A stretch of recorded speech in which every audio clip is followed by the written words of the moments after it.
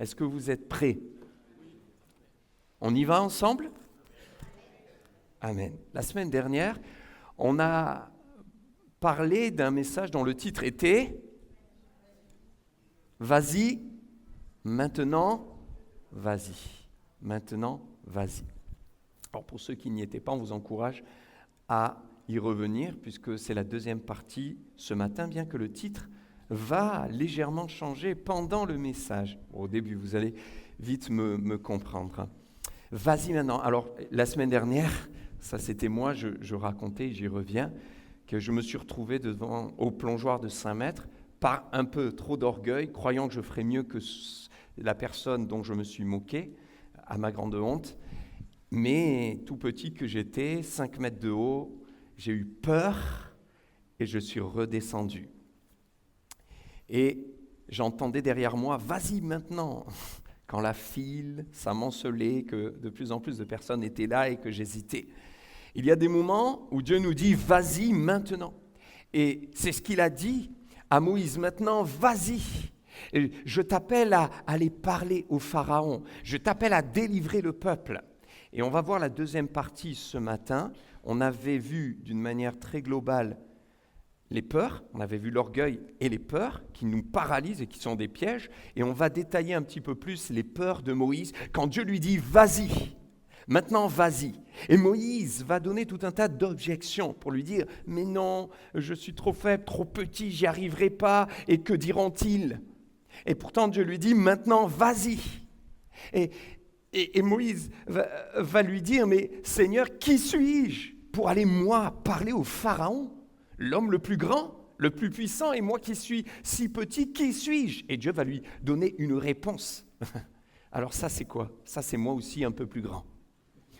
Un peu plus grand, quand j'allais à la fac, il y a eu des problèmes au niveau administratif, inscription, 17 ans je pars, je suis encore mineur, j'appelle mes parents, il y a des problèmes sur mon inscription, des problèmes sur mon dossier qui est bloqué pour les aides financières supplémentaires et j'étais vraiment pas tranquille.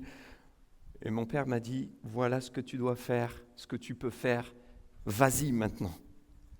Mais moi j'ai eu peur. J'avais peur, mais est-ce qu'ils ne vont pas me croire? Comme Moïse, ils ne me croiront pas, ils ne vont pas m'écouter. Je suis qui?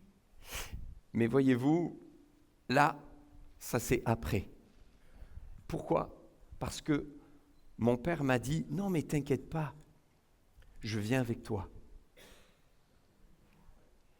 Et on va y aller ensemble. Et là, tout à coup, j'étais rassuré, on y est allé ensemble. Et ça s'est bien passé. Vous savez quoi? C'est exactement ce que Dieu va dire à Moïse. Il lui dit maintenant, vas-y. Et parfois, on entend ce maintenant, vas-y de Dieu. Vas-y, engage-toi. Vas-y, lève-toi. Vas-y, va vers l'engagement, vers le baptême. Vas-y, donne ton cœur. Vas-y, témoigne. Et on a peur, on dit, mais je suis qui? Mais je ne sais pas faire et j'y arriverai pas. On a peur de l'échec. Et Dieu dit, mais attends. Je serai avec toi. Et ça fait toute la différence. Alors Dieu dit, ne t'inquiète pas, je viens avec toi. Et maintenant, on y va ensemble. Ça, c'est le vas-y de Dieu. Alors, on y va ensemble? C'est notre deuxième partie. Quand tu y vas et que tu vas au-devant de la difficulté de ce nouvel entretien, cette nouvelle saison, cette nouvelle classe, tu appréhendes ce nouveau travail, ce rendez-vous. Rappelle-toi, tu n'y vas pas seul. Dieu dit, tu as l'impression de te jeter dans le vide et que tu vas t'écraser. Mais non, je serai avec toi, je viens avec toi. Alors ne t'inquiète pas, on y va ensemble. Et quand tu marches et que tu réfléchis, que les peurs viennent, mon frère, ma sœur, je t'encourage à réaliser que Dieu est avec toi et à dire, Seigneur, on est ensemble en fait. On y va ensemble et tu parles à Dieu. Peut-être cette nouvelle saison, peut-être tu vas rentrer dans tes études.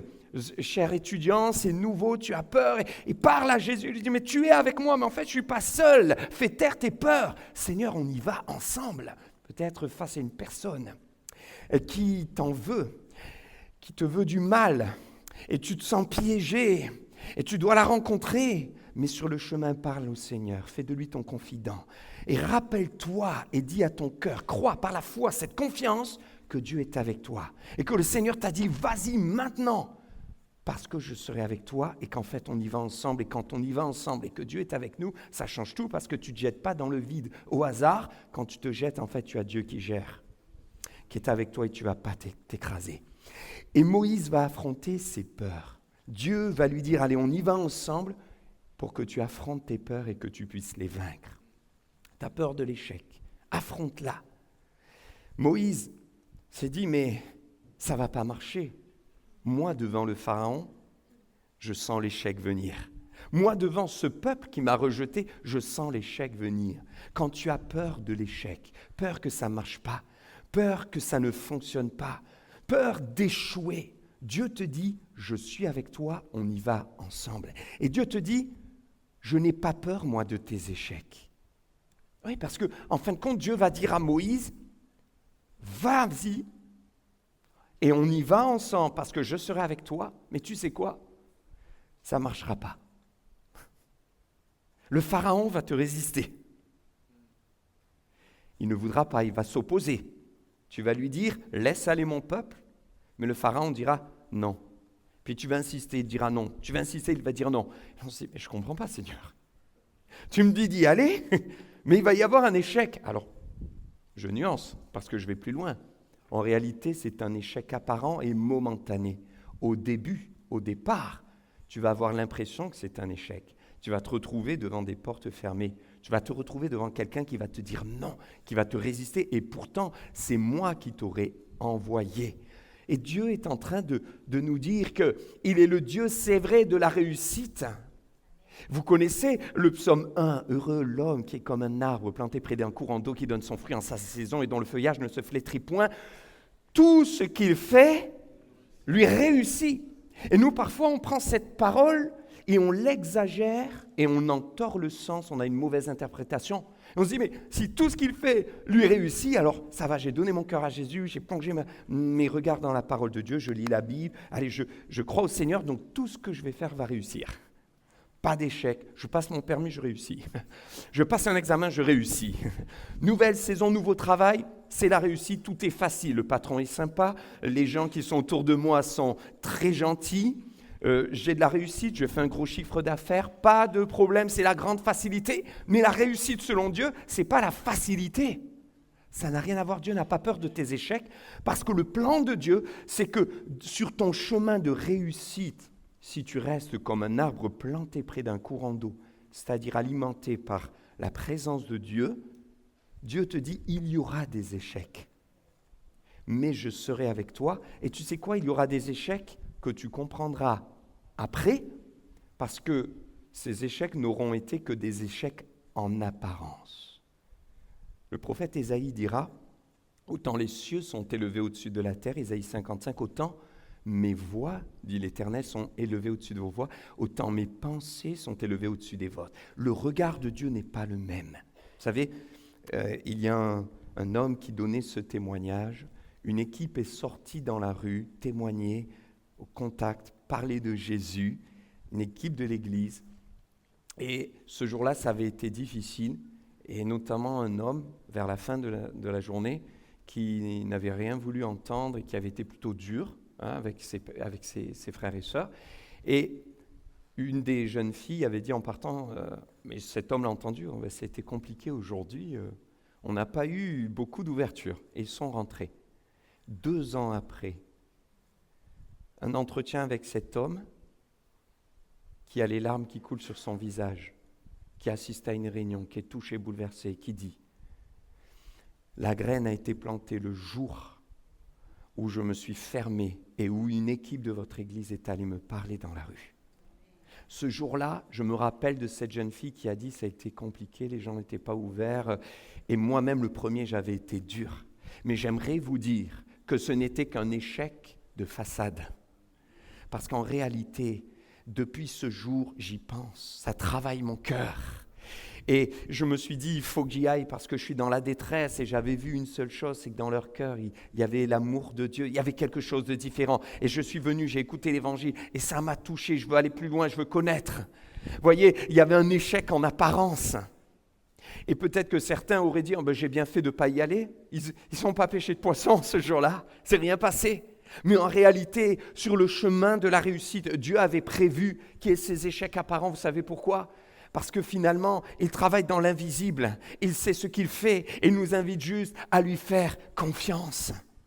Alors, vous savez quoi ? Dans la Bible, eh bien, il y a plusieurs hommes et femmes à qui Dieu a dit « Vas-y, mais ils ne t'écouteront pas. » Vous en connaissez ?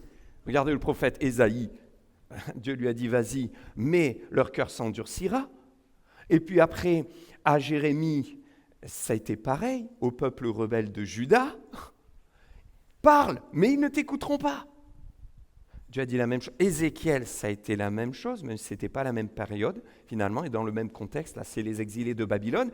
Mais tu parleras, ils ne t'écouteront pas. Et Paul, dans le Nouveau Testament, il savait qu'il était appelé à souffrir et même à recevoir une grande opposition, mais pourtant Dieu l'avait appelé quand même à parler de Dieu, à aller à Rome et à servir le Seigneur jusqu'à la mort. Mais pourquoi Dieu alors nous dit « Vas-y, maintenant on y va ensemble » alors qu'il peut y avoir des souffrances ? Bien parce que la réussite selon Dieu n'a pas le même regard que selon l'homme. Et le Seigneur nous invite à lui faire confiance. Même si on a devant nous la peur de l'échec, Dieu n'a pas peur de tes échecs. En fait, il va même s'en servir pour te transformer. Dieu n'enlève pas les échecs de nos vies, mais il s'en sert pour nous faire grandir. Et même l'opposition du Pharaon pour Moïse va le pousser et l'amener à s'accrocher à Dieu, à faire confiance à Dieu, à être patient, à être persévérant.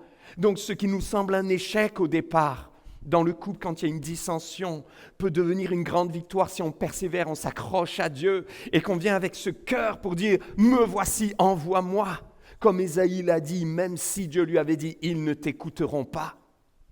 Un homme qui est devenu un grand évangéliste donnait aussi ce témoignage.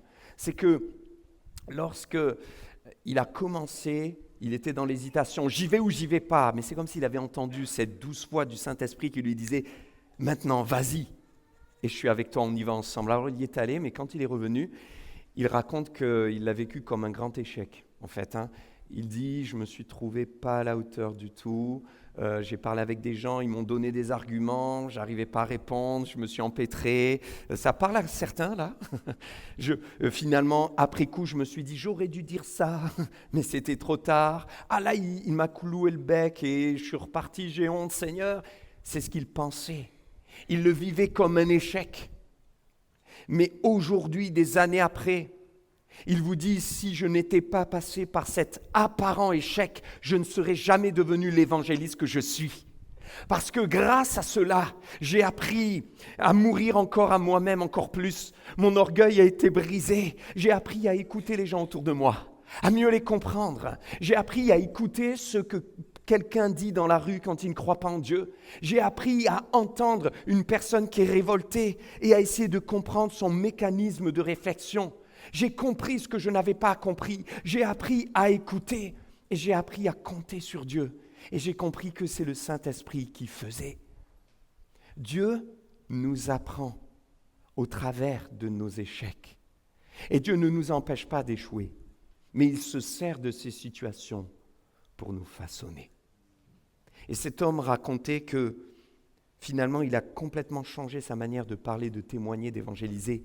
Après aussi, ces moments qu'il a vécus comme échecs. Il a appris à dépendre davantage de Dieu.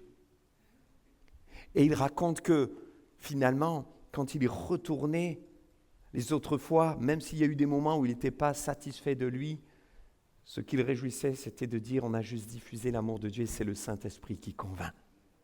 Alors Dieu te dit dans ta situation, on y va ensemble. N'aie pas peur de l'échec, parce que tes échecs font partie du plan, ou ce que tu penses être un échec. Mais fais confiance à Dieu et continue à prier, continue à persévérer. Et on se dit, oui, mais quand Dieu a envoyé Ésaïe, Jérémie, Ézéchiel, et même Moïse en disant, vas-y, mais ils ne t'écouteront pas quand même, quel est l'intérêt ? Quel est l'intérêt ? Eh bien, Dieu révèle le cœur au travers de ça. Il révèle même les cœurs rebelles.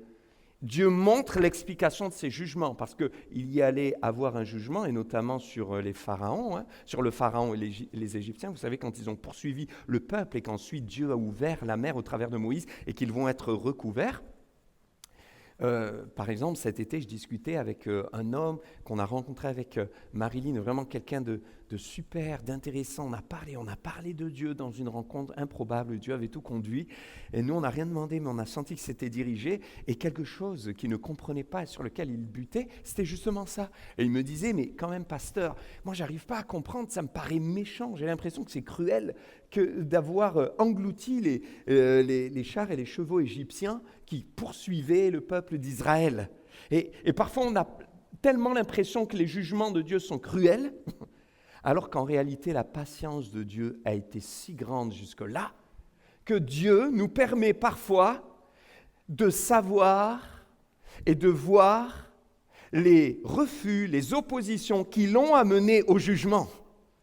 Et quand Dieu explique à Moïse, il va se rebeller, le Pharaon va s'opposer, va dire non, va dire non, va dire non, il nous montre qu'à la fin, son jugement est juste. Et même quand Dieu ne nous le montre pas, son jugement est toujours juste. Mais au travers de cela, Moïse ne va pas être écrasé, il va être façonné. Alors si Dieu n'a pas peur des échecs, toi non plus, n'aie pas peur des échecs, parce que tu n'es pas seul, mais relève-toi. Cher jeune homme, tu as raté le permis ? C'est peut-être pas un échec, c'est un échec apparent, mais peut-être que Dieu t'a évité un accident en quelques jours. Peut-être que toi, tu as raté un examen. Vous savez, moi, la première fois que j'ai raté un examen, j'avais l'impression que ma vie était terminée.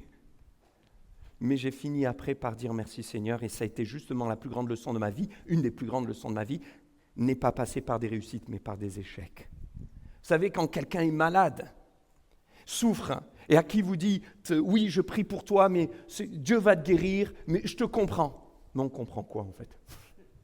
On comprend quoi ? Personne ne dort pas. La personne vit dans la journée ce qu'on ne vit peut-être pas. Alors on essaye, oui, et on est compatissant, on est sincère. Mais la réalité, c'est que on comprend rarement à la hauteur à laquelle on devrait comprendre avec ce cœur aligné qui souffre avec l'autre, car c'est ça aussi l'Église. Cet amour qui fait que, alors je ne lui fais pas des leçons de morale en le culpabilisant, mais je souffre avec celui qui souffre. Et ainsi, Dieu nous permet parfois de passer par la maladie, par la souffrance. Mais cela nous façonne et nous donne un cœur humble qui sait mieux comprendre les autres, les accompagner et les aider. Alors n'aie pas peur de l'échec en fait. Tu sais quoi, il fait partie du plan. Et Moïse demande à Dieu, oui mais alors montre-moi un signe, que tu es avec moi, que ça va marcher, qu'on y va. Et vous savez quoi ? Dieu lui dit, voici pour toi le signe que c'est moi qui t'envoie. Quand tu auras fait sortir le peuple d'Égypte, vous servirez Dieu sur cette montagne. Ça vous choque pas, ça ? Mais ce n'est pas un signe. Moi, je le veux avant le signe, pas après, Seigneur. Vous voyez, quand on demande des signes, montre-moi, on cherche des signes mystiques, on est déséquilibré, on cherche des signes dans les chiffres, dans les nuages, partout. Et Dieu dit non, tu sais quoi ? Le signe, tu l'auras après. Mais pourquoi ? Parce que je te demande de me faire confiance, dit Dieu. Je t'ai dit, on y va ensemble, fais-moi confiance. Et en fait, tu le verras après. Je marche non par la vue, mais par la foi. Alors le signe, il arrivera après. Et ça prouve qu'à la fin, Dieu a le dernier mot.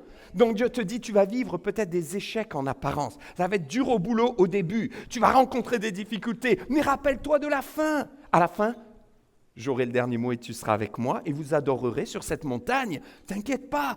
Et nous, parfois, on a la tête dans le guidon. On ne voit que ce que l'on vit au moment où on le vit. Et on voit la détresse, on voit la difficulté et on pleure. Et Dieu dit, mais t'inquiète pas. À la fin, j'ai le dernier mot et tu seras avec moi. Alors on y va ensemble, regarde plus loin, prends de la hauteur, le regard de l'espérance. Parfois on passe par des difficultés. Le Seigneur te dit, prends de la hauteur. À la fin, tu seras avec moi dans le ciel de gloire. Et ton problème et ta difficulté d'aujourd'hui, tu l'auras vite oublié. Alors va de l'avant, fais-moi confiance. Affronte ta peur du rejet. Moïse a peur d'être rejeté. Il va même dire, mais je ne vais pas être crédible. Ok, on y va ensemble, mais qu'est-ce que je leur dis ? Tu es qui ? Je leur dis qui ? Qui m'a envoyé ? Dieu dit, tu vas dire, je suis celui qui suis. C'est pas facile quand même. Hein ?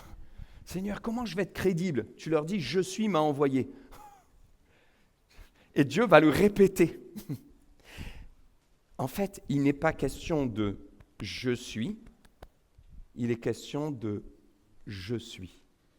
Ton autorité, ta crédibilité, quand Dieu te dit on y va ensemble, vas-y maintenant, ne dépend pas de ton je suis.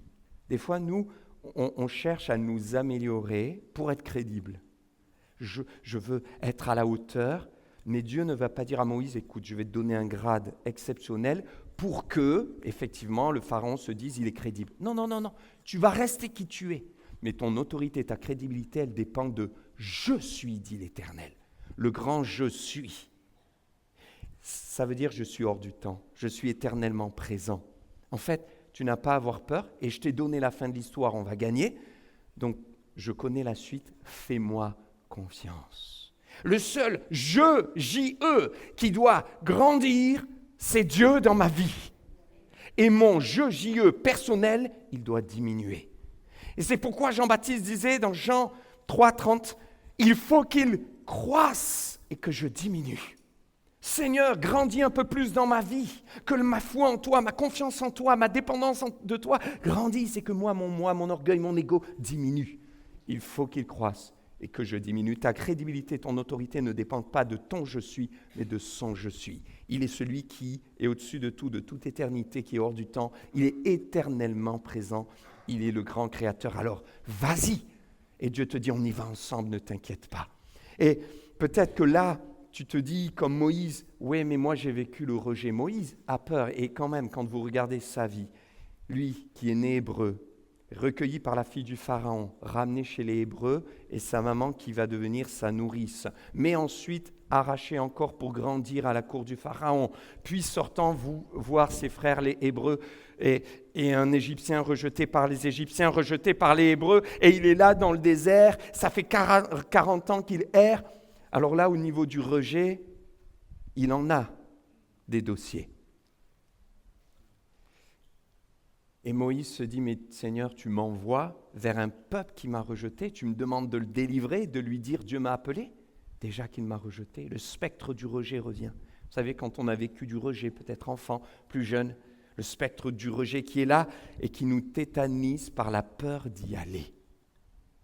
Et Dieu dit, mais on y va ensemble, et c'est moi qui te parle. Et je suis avec toi. Il y a comme un traumatisme qui est là, à tel point que Moïse dira, ils ne me croiront pas, ils ne m'entendront pas. Et Dieu va lui donner des signes pour qu'il puisse lui faire confiance. Ils ne me croiront pas, ils ne m'écouteront pas. Peut-être que tu es là dans ce lieu et un jour on ne t'a pas cru, on ne t'a pas entendu, on ne t'a pas écouté. Tu as vécu peut-être un abus. De la violence, de la maltraitance physique, sexuelle, verbale. Tu as voulu parler, mais on ne t'a pas écouté. Tu as dit, mais on ne t'a pas cru. Ou tu as exprimé comme tu pouvais. Peut-être tu dormais plus, tu mangeais plus. Mais tu te dis, on ne m'a pas cru. Et tu es tétanisé par la peur de te lever avec la force que Dieu te donne. Mais Dieu te dit, tu sais quoi? Moi j'ai vu. Et moi je t'ai cru. Et moi, je t'ai écouté. Et alors que tes larmes coulent sur ton visage, c'est dans la présence de Dieu que tu peux vivre la guérison de celui qui est ressuscité. Et il te dit, tu sais quoi, moi, je crois en ça. C'est pourquoi, va maintenant et parle. Il a dit à Moïse, va et parle. Et quand on a vécu quelque chose comme ça, il faut se lever et parler. Mais tu y vas avec Dieu. Ne plus rester muet, mais libérer la parole. Dénoncer tous les assassins, les abominables qui font du mal à des petits-enfants, les pédophiles qui détruisent la vie des gens, savoir parler, ouvrir la bouche, dire la vérité avec la force que Dieu te donne. Peut-être que tu dois dénoncer, Dieu te dit, je suis avec toi, on y va. Et peut-être que tu es tétanisé par la peur, mais la confiance en Dieu va te porter. Ils ne m'écouteront pas, ils ne me croiront pas. Peut-être que c'est face à ce défi que Dieu te lance pour servir, pour témoigner. Tu dis, mais on s'est tellement moqué de moi. Et Dieu te dit, mais je serai avec toi. On y va ensemble. Rappelle-toi sur la route, sur le chemin avec les gens. Parle à Jésus, mais tu es avec moi. Tu es là, tu es mon confident, tu es mon ami. On y va ensemble, je ne suis pas seul. Et Dieu te dit, je serai avec toi. Et il te dit, tu vois, moi, je suis celui qui te guérit de ce traumatisme et de ce rejet. Parce que lorsque tu me donnes ta vie, tu m'appartiens. Et regardez ce que Paul disait aux Éphésiens, en lui, en Christ, Dieu nous a élus. Nous avons la rédemption, nous sommes rachetés, pardonnés de nos péchés. Nous avons la rémission de nos péchés. Il purifie ton cœur, il lave ton cœur, il a enlevé tes péchés. Tu deviens enfant de Dieu. En lui, nous sommes devenus héritiers. Nous avons l'héritage du Père. Quel héritage? En lui, vous aussi, après avoir entendu la parole de la vérité, l'évangile de votre salut, en lui, vous avez cru. Donc si tu crois, tu es scellé de l'Esprit. Vous avez été scellé de l'Esprit. Moïse, tu as peur d'y aller. Tu as été rejeté. Mais Dieu t'a accepté. La preuve, tu es là dans le désert. Mais qui est venu vers toi? C'est Dieu. Qui t'a parlé? C'est Dieu. Qui t'a appelé? C'est Dieu. Qui t'a envoyé? C'est Dieu. Et Dieu te dit, moi, je t'ai accepté. L'antidote contre la peur du rejet, après avoir été traumatisé par cela, c'est de réaliser que Dieu, lui, t'a accepté. Et si tu doutes, car jusque-là, toi, tu ne l'as pas accepté, eh bien, n'attends plus. Accepte-le dans ta vie. Parce que si tu ne l'acceptes pas, Dieu ne va pas te forcer. Son amour, c'est ensemble. On y va ensemble. Et pas j'y vais sans toi. Quand on est accepté de Dieu et qu'on vit sa présence, on est guéri du rejet. Donc Dieu t'appelle dans sa présence pour le vivre. Et Moïse dit, mais montre-moi, t'es sûr ? Parce que moi, je crois qu'ils ne me croiront pas, ils ne m'écouteront pas. Et Dieu dit, au contraire. Et il va lui donner un signe. Montre-moi un signe qu'ils vont vraiment m'écouter, que je peux y aller. Et Dieu dit, mais qu'y a-t-il dans ta main? Il répondit, un bâton. Un bâton? Ah bon? Jette-le par terre. Et il le jeta par terre. Et le bâton se changea en serpent. Moïse prit la fuite devant lui. Et l'Éternel dit à Moïse, tends la main et prends-le par la queue. Il tendit la main et l'attrapa. Le serpent redevint alors un bâton dans sa main. Et l'Éternel dit, voilà ce que tu feras afin qu'il croie. Le bâton et le serpent. Il jette son bâton et se transforme en serpent. Moïse est devenu berger. Le bâton du berger, c'est son instrument du quotidien, c'est sa sécurité. Et jeter son bâton, c'est déjà se débarrasser de sa sécurité, parce que le bâton du berger servait à protéger les brebis contre les prédateurs. Rappelez-vous, on avait partagé le message « L'Éternel est mon berger ». Et le bâton, c'est ce qu'il avait tous les jours dans sa main, donc c'est son instrument du quotidien. Il sort de sa zone de confort et il sort de sa zone de sécurité. Ça marche, tu vis la grâce de Dieu, le miracle, quand tu sors de ta zone de confort et de ta zone de sécurité en obéissant à Dieu. Jette ton bâton. Non seulement il jette son bâton, il sort de sa zone de confort, mais en plus, le bâton se transforme en serpent. Ah, là, Dieu met la barotte, hein. Or, le serpent, c'est l'ennemi premier du berger dans le désert. Et le serpent, spirituellement, c'est l'ennemi du berger. Et c'est l'ennemi des brebis.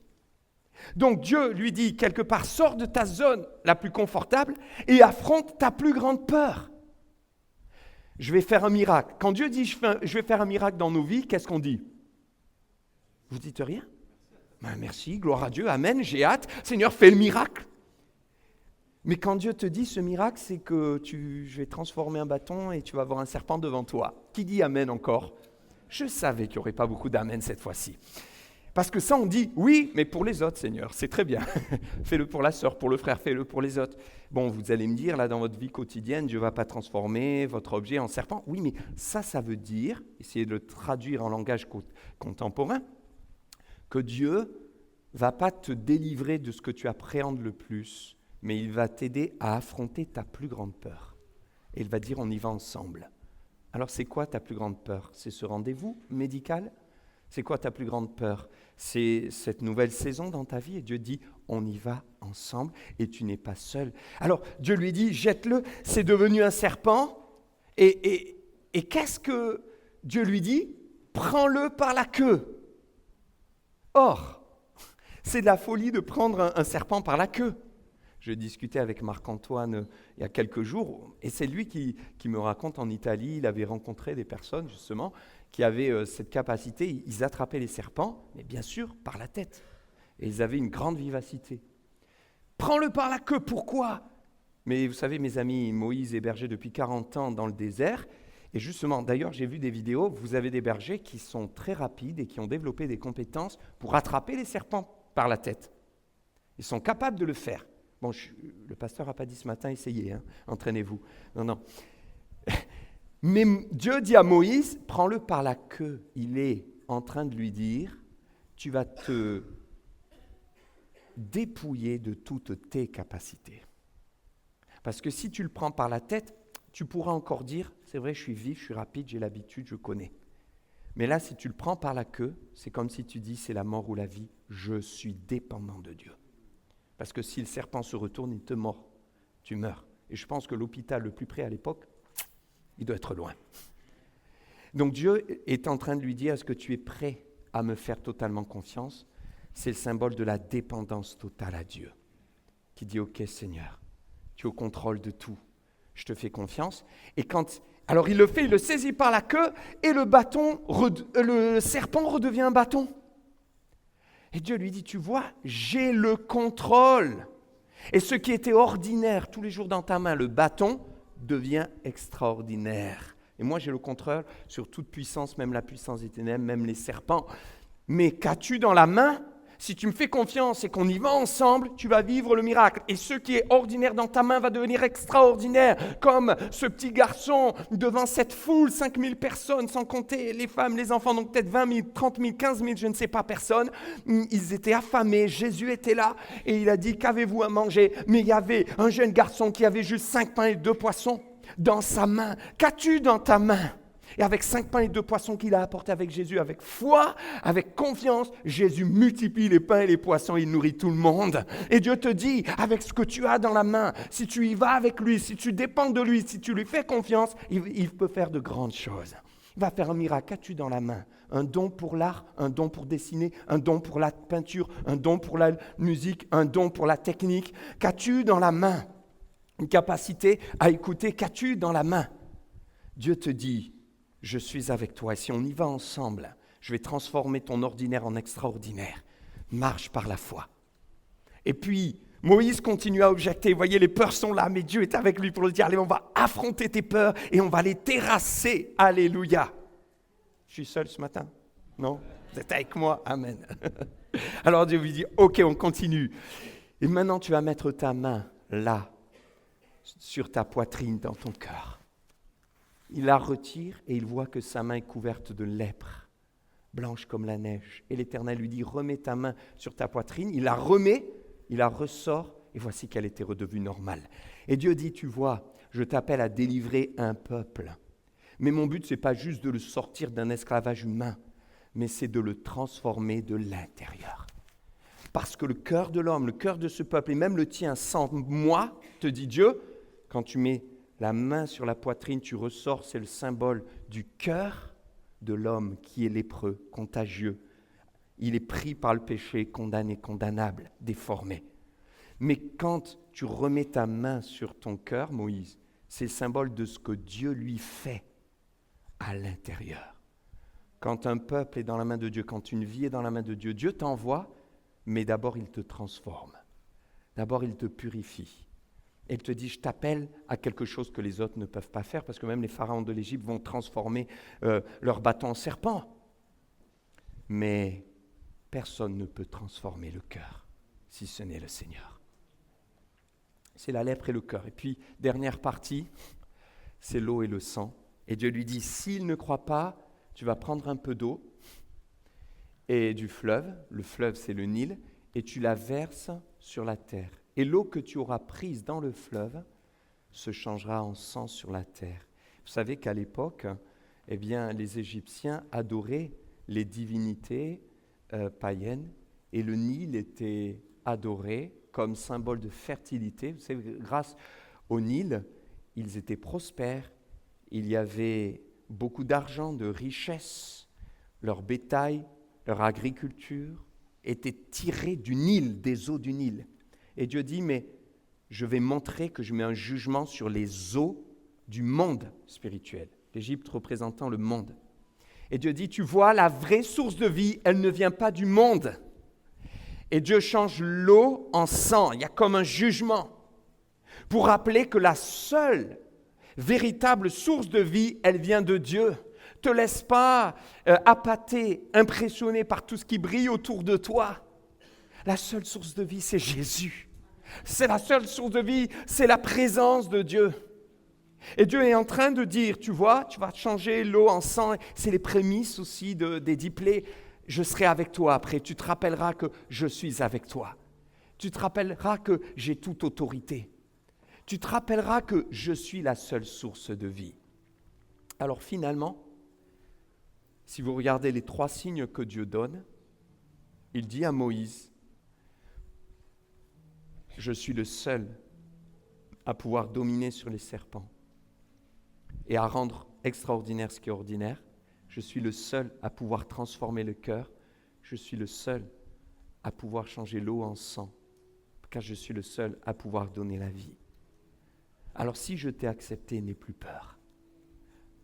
Maintenant, vas-y, on y va ensemble et tu vas accomplir de grandes choses. Ne reste plus à terre, mais maintenant lève-toi et sers le Seigneur. Lève-toi et donne ton cœur. Lève-toi et suis Jésus.